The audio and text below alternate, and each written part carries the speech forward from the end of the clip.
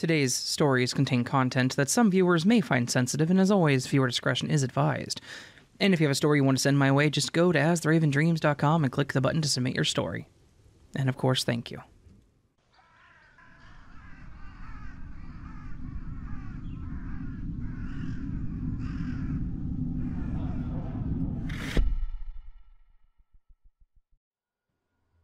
I used to work at a gas station that was pretty much in the middle of nowhere. It wasn't like one of those off-the-highway rest stop style stations where it was the only thing for miles in any direction. It was more like, let's put a gas station in the middle of a heavily forested area and see if it sticks kind of thing. Honestly, the location made no sense to me, but I'm also not a business person, so maybe the owner knew something that I didn't. That said, we didn't exactly get a whole lot of business on a daily basis. Most of our business was from fleet vehicles that were owned by a local farm equipment shop, and a little bit of it was people that needed to fill up when driving through our town. I have no idea if we ever made any actual profit, but the store was open for close to 10 years before I worked there. So, he must have been doing something right. Or possibly illegal. Anyways, if anyone's curious how I started working there, I literally met the owner at a dollar store because he saw me filling out an application for a job, and he told me that he needed a daytime attendant, and then hired me on the spot. Maybe that should have been a red flag from the start, but I was like 19 years old and I needed a job. Looking back, that almost sounds like the start to some kind of horror movie or something. For the most part, working at the station, which I'll just call Freddy's, that wasn't the name, but it was similar, it was pretty uneventful. Like I said, we weren't usually busy, and the people that did come in were usually pretty chill and friendly people from in town. The occasional traveler would come in, buy up all of our energy drinks, fill their tank, and just leave. But really, even outsiders weren't terrible when it came to this job. With how normal it was, you may be asking what was scary about it. And for that, I have to tell you about the last day that I worked at said station, and also a little bit about my boss's personal life. It's important to the story, trust me. My boss was Mike. He was both the owner of the store and the only manager that the store had. Like I said, I met him at the dollar store and he offered me a job on the spot. When I started working there, I learned that there were 4 station attendants, myself included, and that we were all pretty much working shifts alone to keep the store open 24 hours a day, 6 days a week. And we were closed on Sundays, at Mike's decision. My shift was 4 days a week, Tuesday through Fridays, from 6 a.m. to 2 p.m., with no directed time for lunch or anything like that. My state doesn't really have any laws that require breaks or anything, and Mike was pretty lax on how we ran the store. If we needed to use the restroom, we had to lock the front door, put up the "Be Right Back" sign, and we were allowed to eat behind the counter so long as we weren't gross about it, or constantly doing it in front of customers. Basically, he was a decent boss, and as long as we did our job, we were good to go. I won't tell you about all of the other attendants, but I will tell you about one that we'll call Stacy. Stacy was a 20-something-year-old woman that was very pretty, and was also very much part of an affair with Mike. It was pretty obvious to us employees that they were a thing, but Mike had apparently done a pretty good job keeping his wife in the dark. How did he do that, you may wonder? They were mostly just a thing at work. He and Stacy would work the shift before mine, so the overnight 10 p.m. to 6 a.m. together. When I'd come in, they would have that obnoxious glow about them, and they would be all close and giggling as they wrapped up their shift work.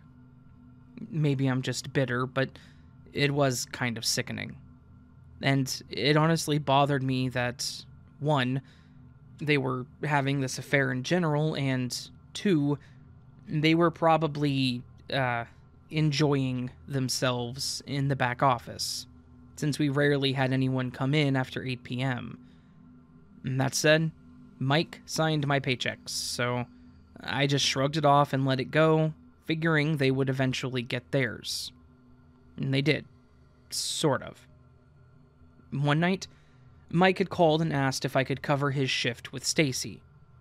He said that it was a security issue to only have one person in the store during overnights, and he didn't want her there alone since he wasn't going to be able to come in. I didn't believe his reasoning, but I said I would go ahead and cover for him as long as there was a shift diff on my check for the 8 hours.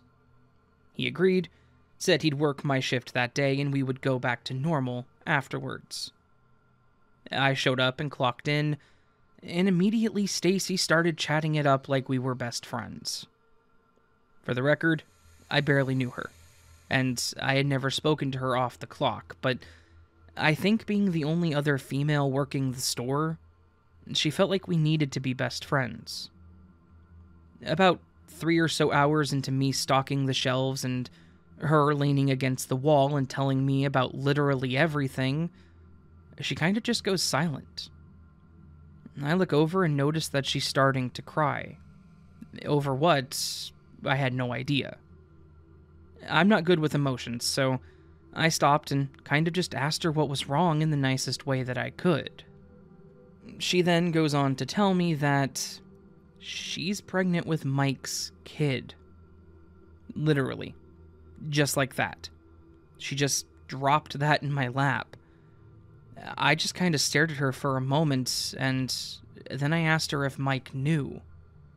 She tells me that she hadn't told him yet, because she was scared that he might go tell her to take care of it, and that she was staunchly against that kind of thing. I wasn't really sure what to say in this situation, but she then asked me if she should tell him. I kind of shrugged a bit and said that it would be the right thing to do, but that she could also lie about it and just say it wasn't his. Tell him that she had another boyfriend on the side or something. It was an affair, so it wouldn't be like he would have any room to say anything. I wasn't trying to push her in any specific direction. I was just trying to help her see that she could go about this a few different ways. She promptly ignored what I said, and then basically told me that she needed to tell him, since it was going to be his, and he had the right to step up to be a father. I pretty much just said, well, whatever you think is best, and moved on with my job. Looking back, I do feel bad that I wasn't as involved in the conversation or as helpful with the situation as I should have been.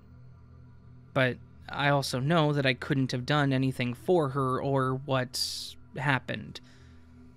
As the night went on, Stacy and I just kind of cleaned up the store, helped the literal single person that came in, and finished up the night shift duties. As it was hitting 6, she told me that she was going to tell him and to wish her luck. I did. I said good luck, and as soon as Mike got there, I clocked out and went home. When I got home, I seriously passed out. I was used to early morning work, so the overnight kind of took a lot out of me. I woke up pretty soon after to someone calling my phone. When I looked, it was my mom, which was a rarity. I answered it, and I asked her what was going on, and she was absolutely frantic when she responded.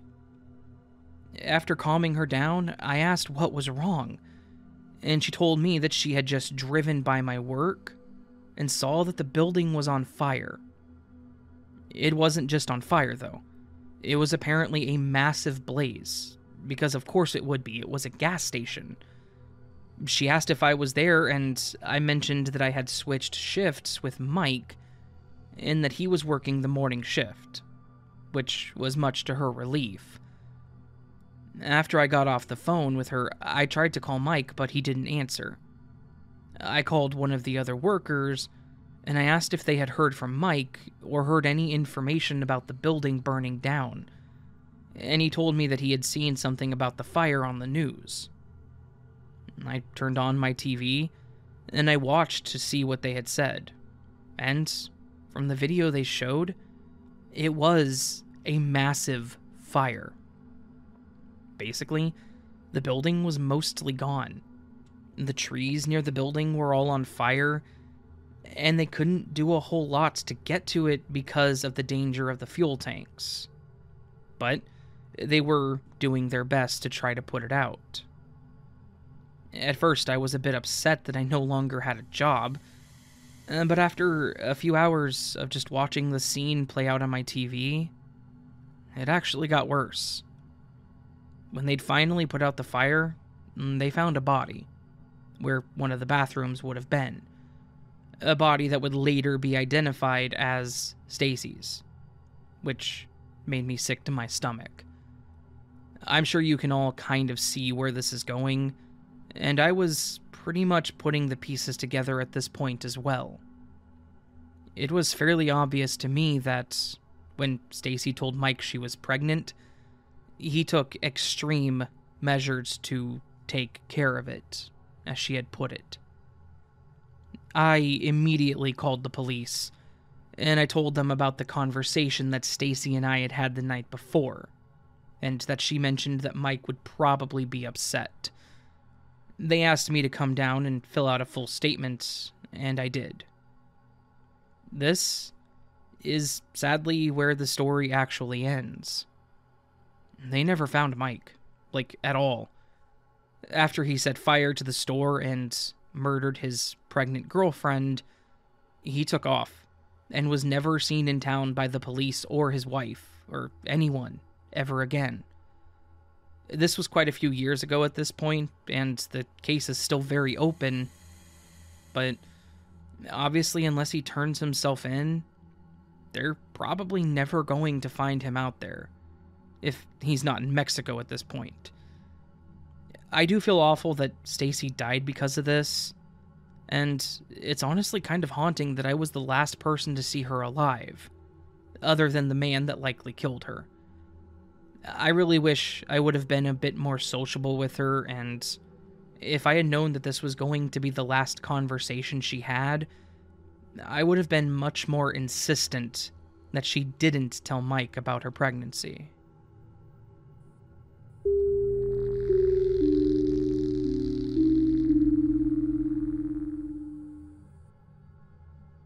I started working part-time at a local gas station convenience store over the summer of 2016 to earn some extra money while attending college.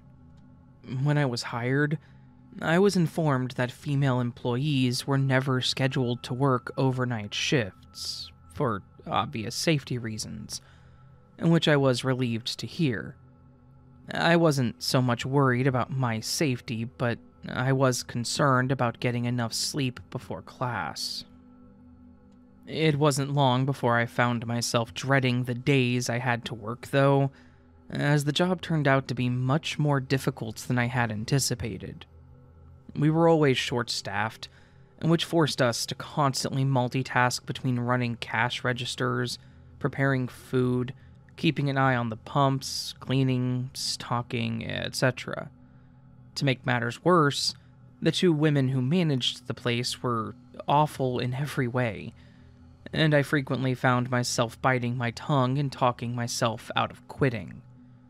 I was especially on edge when they cut our 15-minute breaks down to 10 minutes, as I never seemed to have enough time to use the restroom and smoke a cigarette fast enough. But it wasn't until several annoying encounters with a regular, we'll call him James, that I finally started to break. James was younger than me, maybe late teens or early 20s, and he thought that he owned the place. Perhaps being the grandson of one of the managers gave him a sense of entitlement to mess with people there. The first time I met James, he approached the counter to purchase some chewing tobacco. As I was ringing him up, I asked to see his ID, and he told me who he was related to, but I politely asked again to see his ID because I was new. Another employee overheard our conversation and assured me that he was old enough, so I went ahead and rang him up. Staring at me intently the whole time, he looked down at my name tag and said, "Mindy? That's a pretty name." I thanked him for the compliment and gave him his dip, but he continued talking to me and asking several personal questions. He wanted to know where I lived, what my last name was, whether or not I had a boyfriend, etc. Meanwhile, a long line had formed behind him, and, not trying to be rude, I said something like, "Sorry, but there's a line behind you," and I casually motioned for the next customer to come up. But James didn't leave. He simply stepped to the side and continued talking to me and watching me as I rang each customer up. It was immediately uncomfortable and unsettling for me, but I did my best to pretend like I wasn't bothered, even when his persistence escalated and another coworker told him to leave me alone. James soon began to make more appearances after that, the second time being with his girlfriend and another male friend by his side. Yes, he had a girlfriend, and I was very confused when he started flirting with me again, this time right in front of her. But oddly enough, she didn't say a word. So I brushed it off and played along, assuming he's just the goof that my coworker said he was. But when he sat in a booth with his sidekicks at the back of the store, I could still feel his eyes burning a hole right through me. Over time, I grew more suspicious of James, as I would witness him do and say countless things to hurt others. I knew that he was annoying, and I learned to brush it all off as an all-in-good-fun type of humor, like everyone else did. But when I caught him making fun of another coworker to her face, all I could feel was anger towards him. I removed her from the situation by taking her place at the register, as I could tell she was very hurt and embarrassed by his comments. And, by doing so, it was apparent to James that I didn't approve. He would continue to cruelly harass this poor girl, and even some of the customers that came in. But trying to make him stop was like scolding a child. I didn't lash out at him, though. I just began to ignore him. James then started playing these head games with me while I was working.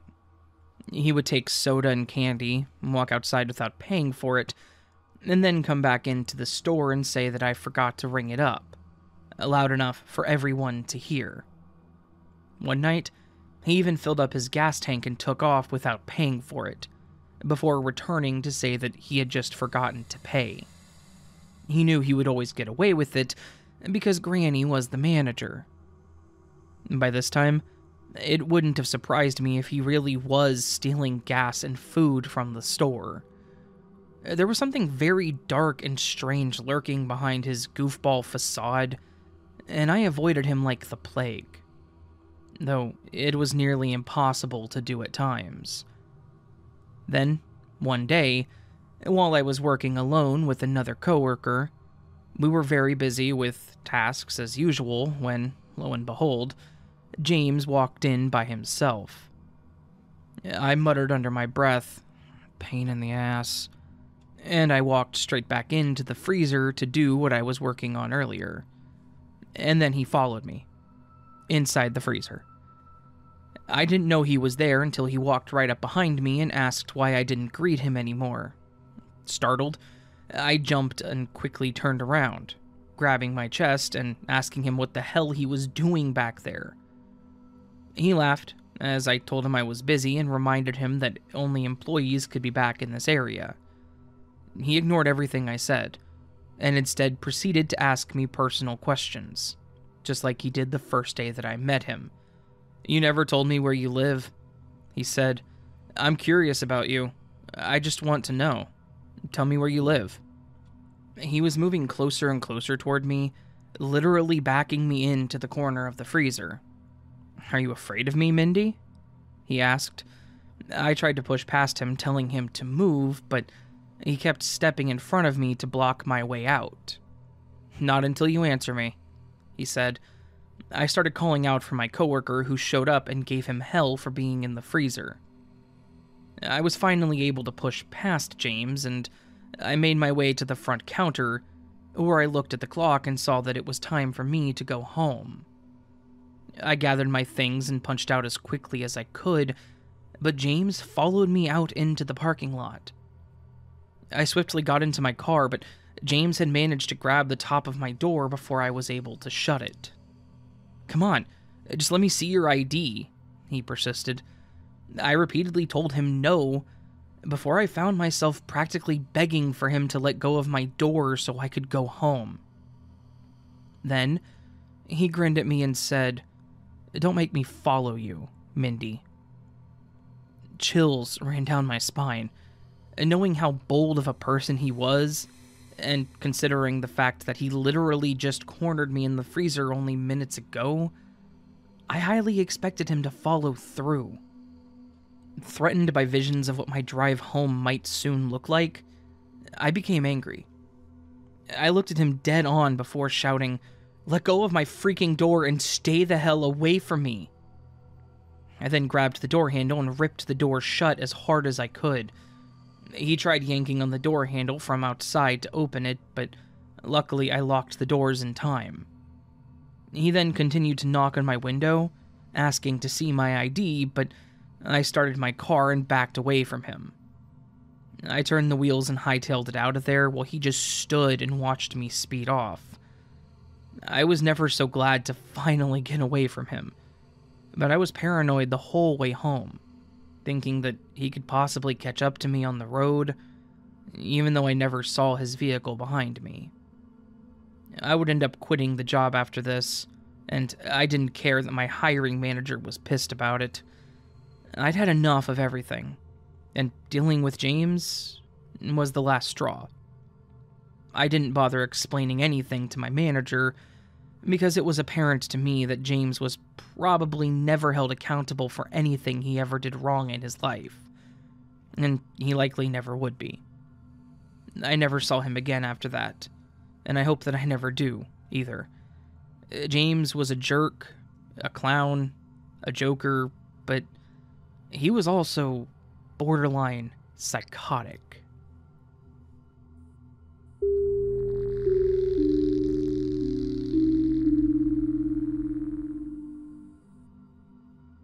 This took place back in 2014, and I'm not an author, so forgive me if my writing isn't up to snuff with the other posts on here.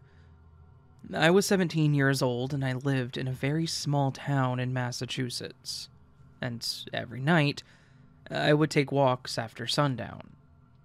I enjoyed it. It was peaceful. Now, I understand that this whole setup is inherently sketchy, and walking around town in the dead of night is just asking for trouble. I was a very antisocial person, so I did it. Every night. I lived on a street about 4 miles long in total, and there would be a few houses every half mile or so, but for the most part, things were pretty secluded, other than a decently sized cemetery that I would sometimes hang out at. Side note, a woman had committed suicide at the cemetery after being involved in some white-collar scandal. I never knew her or her family, and I mean no disrespect to them. There was also another cemetery in town which was pretty famous for alleged supernatural events, and that people used to do witchcraft in. It was very popular amongst ghost hunters and people that were into cheap scares. So, our little town was kind of a hotspot for creepy stuff. The street had about 5 streetlights, and one of them was constantly bugging out and never got fixed. In order to get to the center of town, I would have to walk a few miles, essentially in the pitch-black darkness, with nothing but a mag light, my headphones, and my cell phone. Past the cemetery at the end of the street, there was this local donut shop, and then the center. And I would listen to music in the dark with the flashlight being the only decent light for miles until I got into town. I would wear a long black pea coat. At one point, I shaved my head completely bald so that people would think I was creepy and wouldn't bother me if they were driving down the road at that particular hour. The local police were familiar with me, my family, and our kind of messed up background. In 2013, my brothers saved me from my dad after he tried to beat me up. He was beaten unconscious and the police were called. After that, he left, and I haven't seen him since. That's not related to the story in any way. I think the cops realized I was a troubled kid, but not out to do anything malicious. Clean record, no fighting or stealing or anything like that. And they kind of just let me do my thing. I would often go into these weird fantasies where I was some vampire hunter who had to protect the town from the monsters that came out in the dark. I pretended I was some parody comic book hero called the Night Lurker, who used a weaponized flashlight to fight evil. It was cringy and stupid, but it was mostly a joke, and I had an extremely overactive imagination. I try not to tell most people about that. What does all this have to do with the Clown Man, though? Absolutely nothing. Anyways, it was Halloween night. I was on one of my evening patrols and had gotten to the center of town. At the town center, there's this 24-hour gas station called Cumberland Farms. If you live in New England, it's most likely where you fill your tank or buy overpriced snacks. As I was walking up to the store, there was this extremely tall, slightly pot-bellied guy who was dressed like a clown. But his makeup made him look a bit more like Beetlejuice. He was staring at me with his eyes wide open, and he had a toothy grin.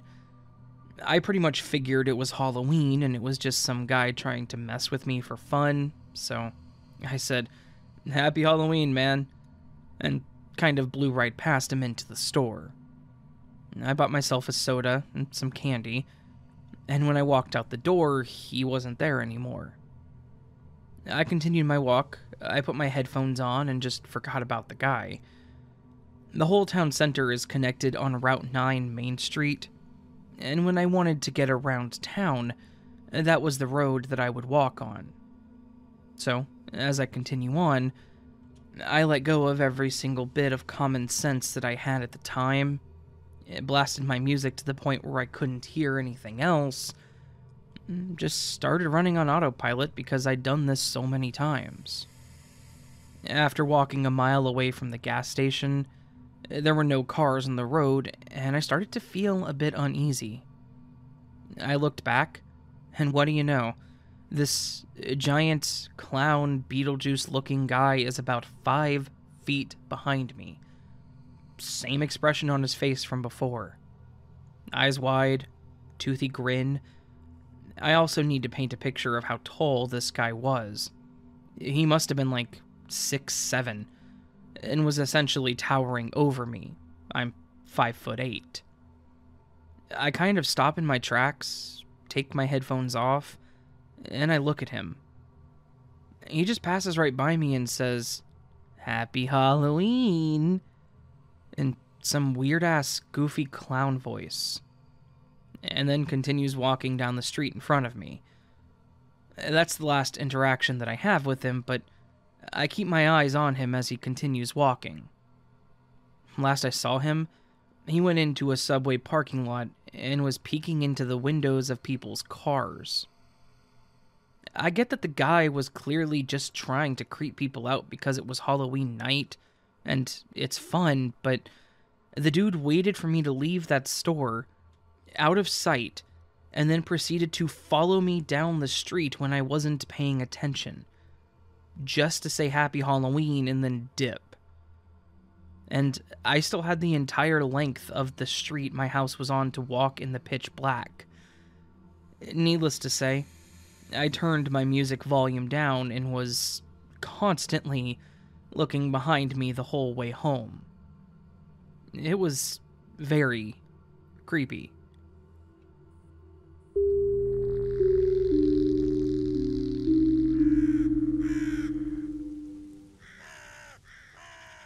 So this was a collection of 3 stories based around a gas station, or involving a gas station in some way, shape, or form.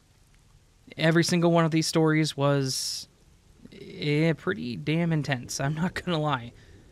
From the grandson that was an absolute creep and tried to pull the door open on the person that worked there, to the clown. Why was there a clown at the gas station? I know it was Halloween, but that... If I ever went to a gas station, regardless of the day of the week, and there was a clown standing there, I think I'd go somewhere else, but that's just my mind. I get that they were walking and couldn't, so I understand that on their behalf, but if it was me and I was driving and I had to get gas, I would just not. And then there's the other one, the one with Stacy. That story is depressing, but also quite terrifying. Mike is a horrible person, and I hope that they catch him at some point in time in the future. I would need to find the location where that occurred. I'm not going to ask because I don't want to get information from the OP, and I don't want to be that guy that asks where they live, but I would have to look up like gas station fire murders, but it's not relevant. Still creepy, still terrifying. Definitely a horrible situation and a horrible story. Horrifying, absolutely. So, anyways, if you enjoyed the video, or maybe enjoyed is a strong word, but I'm going to use it anyways, hit that thumbs up button. It helps the channel. You can also subscribe if you're new. That also helps the channel. Leave me a comment down below with your thoughts, if you have any thoughts. Or, if you have any creepy gas station stories, please do send them my way. I'll do more of these if I receive more of them. 2 of these were submitted, one of them's from Reddit. Technically all 3 of them were submitted because the one that was from Reddit was submitted to my subreddit, so... Yeah, anyways. A huge thank you to everyone who submits stories, lets me use their stories, listens to this point, doesn't listen to this point, clicks away, hits a thumbs up button, hits it down, hit the thumbs down button, whatever. It all works. I appreciate all of it, so... I will see you guys on the next video. But of course, until then, my friends, sleep well.